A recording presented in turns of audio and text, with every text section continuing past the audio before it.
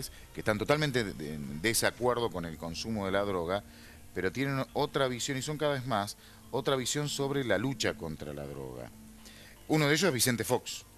Vicente Fox, el expresidente mexicano, bueno, estuvo sentado aquí hace un par de años, y él decía lo siguiente: está totalmente en desacuerdo con el consumo de todo tipo de drogas, incluida la marihuana, pero se debe atacar, dicen, como un tema médico, en todo caso. Quien consume tiene una adicción, es un tema de salud, es un problema de salud pública, es un tema, sea marihuana, sea cocaína o lo que fuere, pero si lo combaten como un tema policial, lo que genera es el crecimiento cada vez mayor de las mafias. Absolutamente. Sí, y las mafias se posan en lo prohibido, el negocio de la mafia es lo prohibido. El 3% es por contrabando y tráfico. El 97% generalmente está del lado de los cultivadores y de los consumidores. Entonces, esto plantea un problema muy grande, también es ¿no? mentira que hay consumidores presos. No te creas, ¿eh? Hoy por hoy hay uno en Santiago del Estero, una cárcel federal, y hay otro en Campana. Pero bueno, muy pocos. Lo que pasa es que los procesos son tampoco, muy costosos. tampoco están los grandes narcos, ¿eh? No, de hecho, la plantación que vos nombrabas muy bien tenía toda una lógica y una estructura muy grande. En la zona de Moreno. Muy grande. En la zona de Moreno que había una... Estamos hablando de gente, en este caso, que son consumidores con 15 plantas. Exactamente. 20. Ustedes que promueven más el consumo, bueno, no sé si lo promovés o no. Nosotros promovemos la información, porque creemos que es esencial. No queremos, o sea, jamás queremos que una persona consuma marihuana. O sea, lo que queremos es que alguien que decidió consumir marihuana esté informado, sepa de los riesgos, sepa de los beneficios reales, y que pueda aprender si es que ya decidió consumir, que pueda cultivarla en su casa. Sí, a ver, con ese punto de vista que tenés, ¿cómo ves esas plantaciones, por ejemplo, la de la zona oeste que descubrieron? Que la estamos viendo, ¿no? La tenemos por acá atrás, ¿se la puedo mostrar? No es esa, ¿eh? La otra, esa. Esto fue una investigación de la Policía Federal, miren. Una estructura muy grande. Esto es una mega empresa delictiva. Producto de la prohibición. Y esto genera millones y millones. Es un gran negocio que lo manejan 4 o 5 narcos. Sí. Que por lo general son muy violentos y no les importa absolutamente nada. Dentro de esa plantación había un ranchito, una tapera, en donde vivían 2 o 3 chicos menores de edad que habían traído engañados, porque además tenían ahí una cierta producción legal a un vivero. A un vivero. De hecho tenía un par de galpones que eran viveros, pero el negocio fundamental era y los traían engañados y los tenían esclavizados. Sí. A ver, ¿cómo lo ven ustedes a todo esto? A ver, hagamos una ecuación simple. Quien decidió consumir... La marihuana es la sustancia de las ilegales la más consumida en general en el mundo, y Argentina no escapa a esa estadística. En Argentina, alrededor del 7% de la población, varía un poco, depende de quién haga la encuesta, pero alrededor del 7% de la población consumió marihuana alguna vez en el último año. Las personas que decidieron consumir marihuana, de algún modo la van a conseguir. Bien, no se van a privar de consumirla si ya decidieron llevar adelante ese consumo. Frente a eso hay dos opciones. Si vos prohibís el cultivo de marihuana y no regulás el mercado, generás que existan personas, como esto que estamos viendo en los videos que recién me preguntabas, que obviamente van a tener la oportunidad de venderle marihuana a esos consumidores. Ahora, si esos consumidores pudieran conseguir marihuana de una calidad mejor de la que la producen estas personas en la ilegalidad, con una calidad controlada, en una farmacia, supongamos, en un lugar seguro, jamás, ¿quién elegiría tener que ir a buscar? ¿Quién va a ir a comprar sushi a lo de un tipo armado que lo puede matar y que no sabe cómo está hecho el pescado? Las personas irían corriendo los que ya decidieron consumir a un lugar seguro, de modo tal que esta persona que estamos viendo en pantalla dejarían de poder vender su producto. Esa es la ecuación que planteó Uruguay y los resultados que está teniendo Colorado. En Colorado, Estados Unidos, donde está regulada la marihuana, el acceso a la marihuana, tanto de forma recreativa como medicinal, se redujo notablemente la criminalidad asociada a la venta de marihuana porque no hay mercado. Las personas no son tontas, no van a ir a elegir comprarle un narco si pueden hacerlo en un lugar seguro. Es el riesgo, esta es opinión, ¿no? El riesgo que genera, que yo lo veo, yo ataco más que nada otro tipo de riesgo, que no sos vos, para nada, que detrás de, o amparado en el discurso absolutamente coherente que tenés, hacen una promoción del consumo. De la sustancia. Entonces, hay chicos que reciben información que es piola, está bueno. Fíjate, vos ves por televisión, escuchás, el cigarrillo te hace bosta, es una porquería. Lo que comparto, el alcohol te mata, pero hay cierta rebeldía que está buena con la marihuana. Pero la selección nacional, no sos vos, la Selección Nacional de Fútbol la auspicia una bebida alcohólica. Sí. Uno de los principales recitales de rock que se hacen en Argentina está oficiado por una bebida alcohólica. A toda hora del día sometemos a la población a propagandas para que compren determinados medicamentos, sí, para mejorar su estado de ánimo, para estar más pilas, para despertarse mejor. Coincido, hay una propaganda atroz. Pero hay propaganda también de la marihuana que no está buena. Que no está bueno, obviamente. Bueno. No tendría que haber una publicidad un chico joven tiene que tener información, esto no está bueno. Toda la información. De lo bueno y lo malo. Más que no está bueno es, esto tiene estos riesgos, esto tiene estos efectos. Que sepan claramente los riesgos que pueden tener. Absolutamente. Ahora, ¿qué pasa hoy con los autocultivos de los hogares en donde se están viendo afectados por bandas que están organizadas? Porque el crimen de Claudio Méndez, de 30 años, fue el 15 de marzo. Le entraron por la azotea el 2014 y lo ejecutaron a quemarropa a un tiro en la panza. Digo, no le dieron tiempo solo para robarle. Y está claro, para robarle las plantas. Y hubo 4 demorados. Que hoy por hoy seguramente están esperando quienes mataron, quienes atacaron y mataron, ¿fueron a robar para vender o para consumir? La causa hoy por hoy creen que fue para vender, teniendo en cuenta que tenían mínimos vínculos con búnkers narcos, porque no nos olvidemos que la mayoría de estos búnkers venden no solamente marihuana, sino que venden cocaína y paco. Entonces los usuarios de marihuana tienen que acceder a estos búnkers, como son en los Rosario, donde hay una tasa de mortalidad muy grande, vinculado a los ajustes de cuentas y a los marihuaneros que básicamente van a buscar un lugar muy denso y terminan transformándose en trampas mortales para ellos. Sí. Te cuento algo, ¿sabes que hace varios años me llegó una revista? Durante mucho tiempo me mandaban la revista a mí, la THC, la revista que dirigí. Me sorprendió. Ahora ya no, es algo bastante común, tiene muy buena edición. Tiene muy buena calidad, los que trabajamos muchos años en gráfica sabemos que es buena revista, buena impresión y hay una buena inversión ahí en esa revista. ¿Creció el mercado de la revista, estoy hablando, el negocio de la revista? Si lo evaluamos los grandes diarios venden menos. Si lo evaluamos en cantidad de ejemplares, sí. Cuando arrancamos a finales del 2006 vendíamos 8.000 ejemplares, hoy 8 años después estamos vendiendo 30.000 ejemplares. ¿30.000 ejemplares? Un numerito. Un poco más y compiten con Noticias. No, Noticias vende casi el doble. No, estamos hablando. Bueno, pero no uno piensa, yo pensaría, con mi desconocimiento pensaría que es una revista marginal la tuya. Pero no está entre las revistas marginales en cuanto a la tirada. Es una revista, está entre las líderes si vamos a la tirada. Digo marginal, no efectivamente, ¿no? Sí, marginal por el tipo del segmento al que apuntan. Sí. ¿Y a qué crees ese cambio? ¿A qué considerás se debe ese cambio? Yo creo que sobre todo a la necesidad de información, ¿no? Cuando vos estás ante un fenómeno que es masivo y que está en la realidad nuestra todos los días y frente al cual no tenés información, los grandes medios no hablan del tema, a veces cuando lo hablan lo tocan solo de determinada óptica, y vos tenés un medio que, con todos los aciertos y desaciertos que podemos tener como cualquier medio de comunicación, pero encontrás un medio donde tenés información que te habla acerca de los riesgos reales y los efectos reales de las sustancias que circulan en el mercado negro, que te explica cómo cultivar tu planta de marihuana para que lo puedas hacer de una manera segura en tu propia casa y no tengas que acudir a lo de un narco, que te cuenta la realidad de otras personas que usan la marihuana de forma medicinal, de forma recreativa, que te cuenta lo que ocurre en todo un mundo que no se ve reflejado en otros medios de comunicación. Obviamente que la gente que está interesada por esa temática va a buscar ese medio de comunicación, sobre todo porque hay un montón de gente que se siente reflejada en la revista y que no aparece en otros medios de comunicación, y eso es una realidad. Nosotros no inventamos, las fotos que están ahí son reales, el fenómeno que reflejamos existe. Sí, muchos artistas también decidieron dar su punto de lanza y editorial, ¿no?, a partir de una revista, y también ellos alertaron justamente la gran cantidad de robos que se estaban dando en el conurbano y que rara vez eran denunciados. Porque ninguno obviamente quiere dejar los dedos, ¿no? Sí, pues denunciar, estás denunciando tu propio delito en ese caso. Es tremendo. Sí. Tenés otra parte del informe, la parte 2, ¿no? Vamos a hablar básicamente de cuáles son las medidas que están tomando los cultivadores en la Argentina. Electrifican sus casas, se arman. El informe.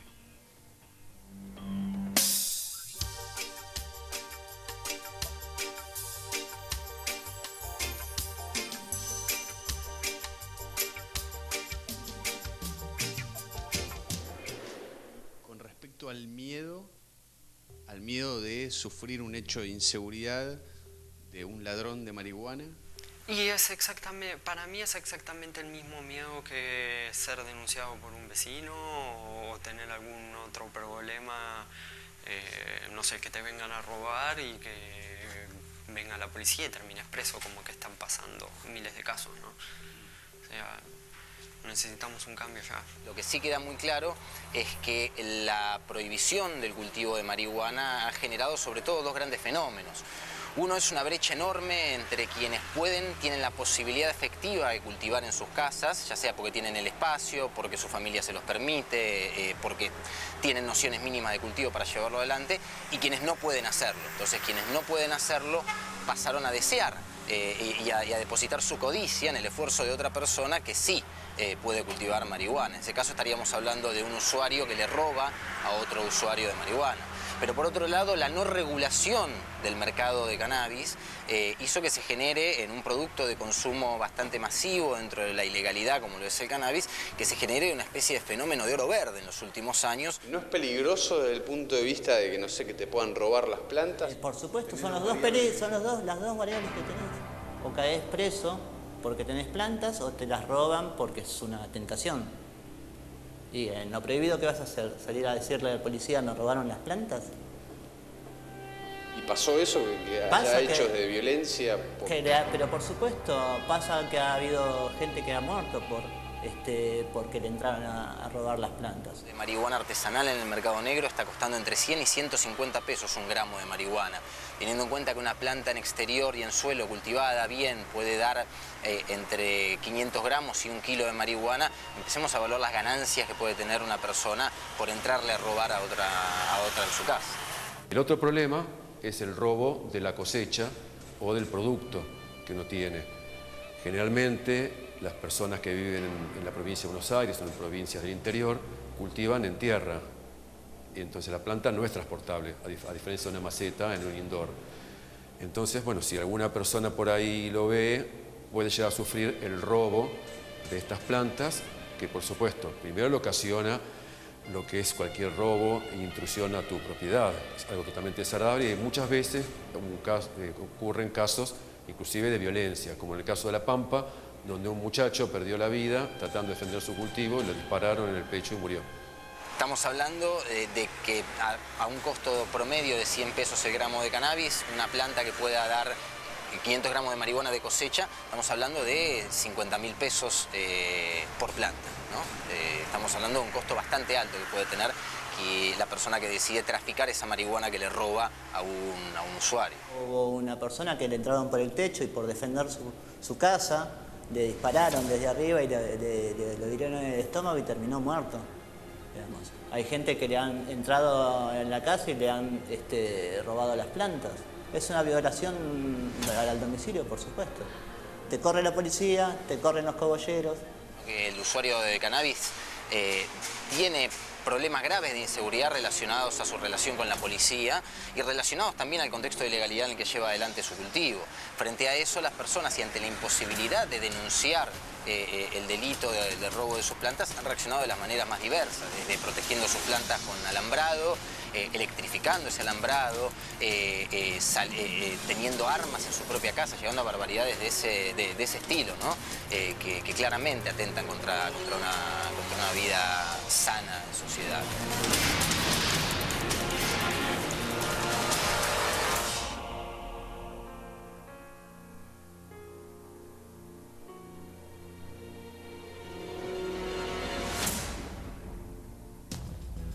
Esto es un tema.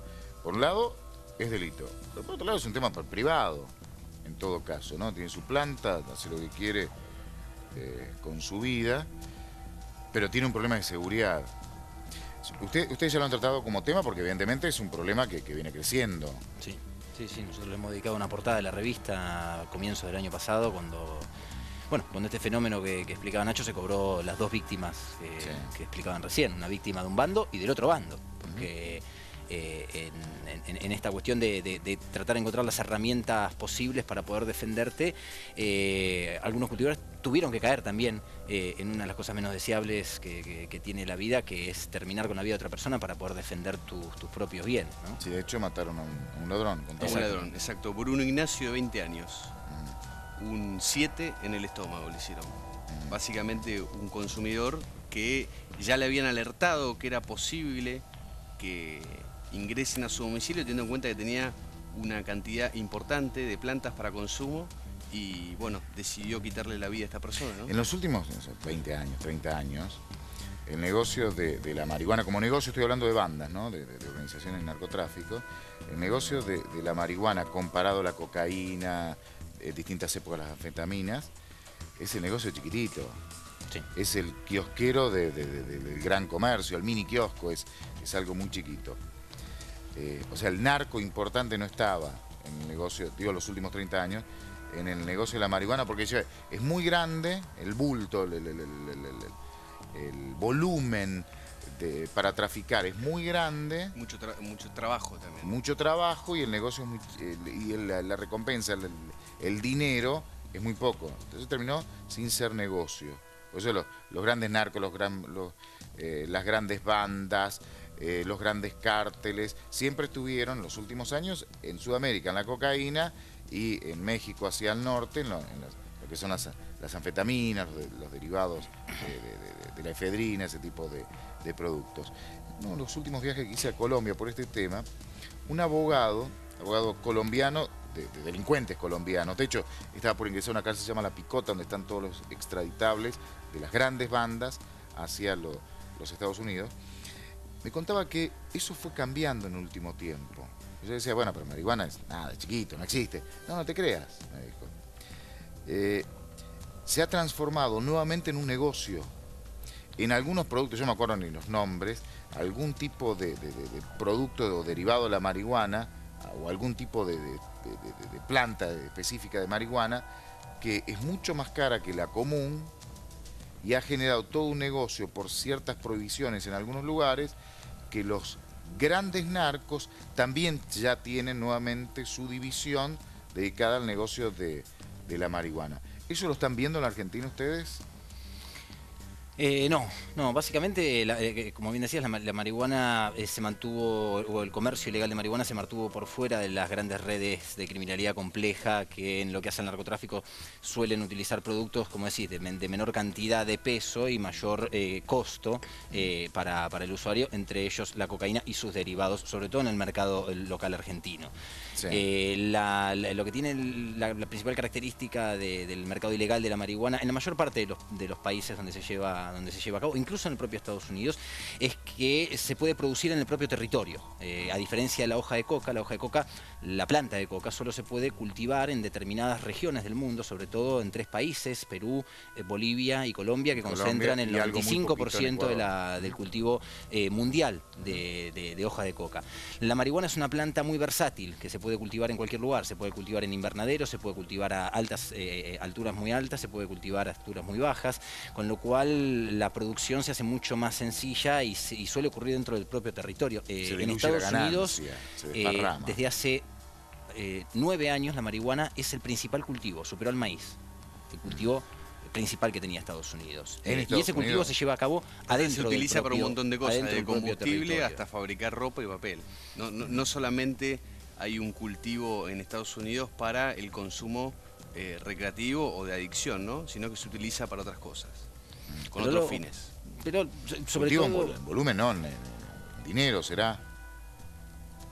No, en volumen. En volumen de cultivo, en cantidad de cultivo, en cantidad de espacios destinados a cultivarlo, teniendo en cuenta los espacios al aire libre y teniendo en cuenta, como te digo, los espacios al interior y la posibilidad que genera la marihuana de ser cultivada al interior. Lo que tienen que quedar claro es que estas organizaciones, si bien no trajeron los problemas de criminalidad compleja que trajeron otras organizaciones vinculadas al expendio de cocaína, sí están empezando a traer problemas tanto de violencia, como es el caso de los cogolleros, como problemas de salud hacia las personas que consumen marihuana muchas veces adulterada. aún así se produzca artesanalmente, se la adultera. ¿Cómo es eso? ¿Marihuana adulterada? Marihuana adulterada, marihuana que no es producida en las mejores condiciones y que, por ejemplo, se pudre en el lapso que dura desde... Cualquier porquería, supongo. Sí. Para generar más peso. Genera un hongo que es muy contaminante. Tóxico. Hoy nos explicaba Carlos Damín que es muy tóxico. Entre otras cosas, porque le ponen bosta, vidrio, palito, Sí. lo Cualquier cosa que pese más. Y lo que es muy curioso es que los países, por ejemplo el estado de Colorado, como te digo, en el propio Estados Unidos, ¿no? En los países que mayor consumo de todas las drogas tiene, uno de los efectos generados por la regulación, además de la disminución de la criminalidad, etcétera, fue la disminución del consumo, que es un hecho muy curioso, al cual muchos le temen. ¿Por qué? Porque la prohibición genera deseo, lo dijo Freud hace más de 100 años. Y eso es una realidad. La mayor incidencia que tienen las personas a la hora de ir a conseguir una droga ilegal está dada por todo el fantasma que hay alrededor de esa sustancia. Cuando uno le explica a las personas realmente cuáles son los efectos concretos de una sustancia, se pierde el miedo, se pierde toda esa fantasía que existe alrededor de una mercancía fetichizada por su condición de ilegal. Las personas acuden a esa sustancia de una manera mucho más racional. No voy a fumar marihuana porque soy rebelde, no, voy a fumar marihuana porque busco estos efectos o voy a consumirla incluso de otras maneras. Pero es muy curioso eso, la regulación de la marihuana, no la legalización libre, la regulación responsable de la marihuana, en los territorios donde se implementó, salvo Uruguay, que todavía no tiene estadísticas, disminuyó el consumo. Mirá, en Holanda se prohibió. En Holanda lo que hicieron fue, no regularon, lo que hicieron fue, ellos tienen un sistema donde pueden hacer cumplir una ley de una forma más o menos permisiva. Entonces dijeron, bueno, esta ley que persigue todas las drogas, vamos a aplicarla de una forma más permisiva hacia lo que llamaron drogas blandas, donde pusieron la marihuana, los hongos alucinógenos, después retiraron a los hongos de la categoría de drogas blandas. Y las drogas duras vamos a seguir persiguiéndolas con rigurosidad. Lo que hicieron al respecto fue permitir que algunos locales vendan marihuana, pero no regularon el sistema, con lo cual están ante un problema grande que es, en Holanda no aumentó el consumo, disminuyó el consumo de marihuana, como en todos los países donde se legalizó de alguna forma u otra, pero tiene un problema enorme con lo que ellos llaman los backdoors, la puerta de atrás. ¿Quién le provee la marihuana a los coffee shops que la pueden vender de una forma legal y la venden con impuestos? ¿Quién lleva adelante esos cultivos en un país donde el cultivo para todo fin es ilegal? Las grandes mafias, y es el problema que están enfrentando hoy los holandeses. Si es legal la venta, pero no es legal la producción. No se sabe dónde llega. ¿De dónde sale esa marihuana?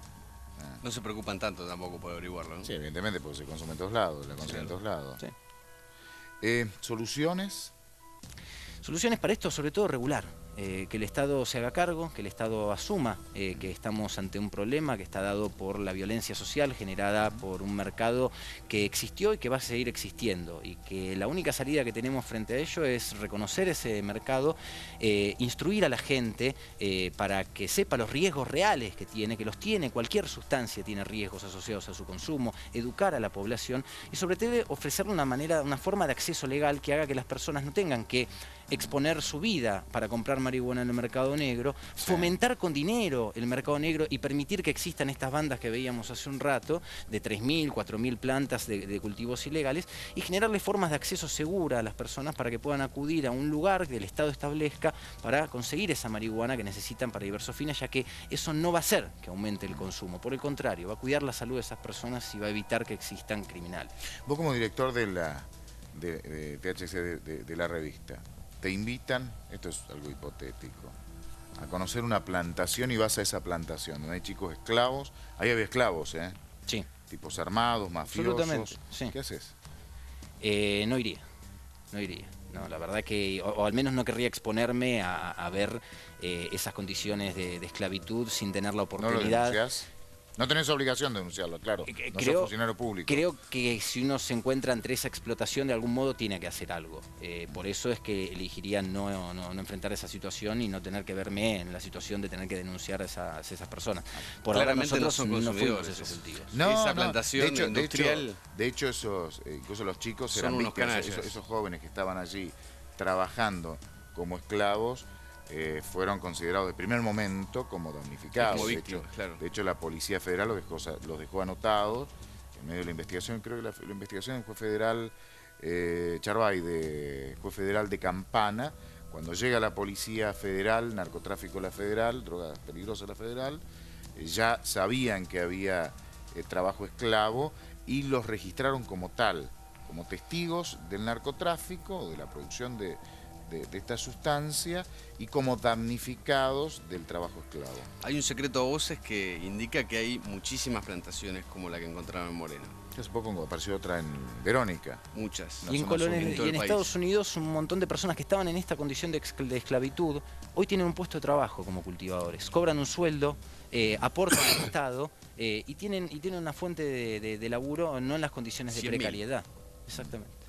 100.000 trabajadores. 100.000 puestos de trabajo se generaron solo por cultivo de marihuana en el último año. En Estados Unidos. En el estado de Colorado. Se utiliza para un montón de cosas, no solamente para el consumo, sino para utilizar, hacer ropa, papel, biocombustible. Y la recaudación que tuvo la venta legal de marihuana en el estado de Colorado superó lo que legalmente ellos tenían estipulado que el Estado puede recaudar, y hoy están discutiendo qué van a hacer con las enormes ganancias, sobreganancias que tuvo el Estado de Colorado con la recaudación de la venta legal de marihuana, que, como te digo, disminuyó la criminalidad, disminuyó el consumo y creó puestos de trabajo. Muchísimas gracias. A usted. Hasta luego. Hasta luego. Buenas noches. Pausa, ya venimos con este tema. Ángeles Rawson, un crimen horroroso, indignante, que tuvo varias idas y vueltas en las primeras horas.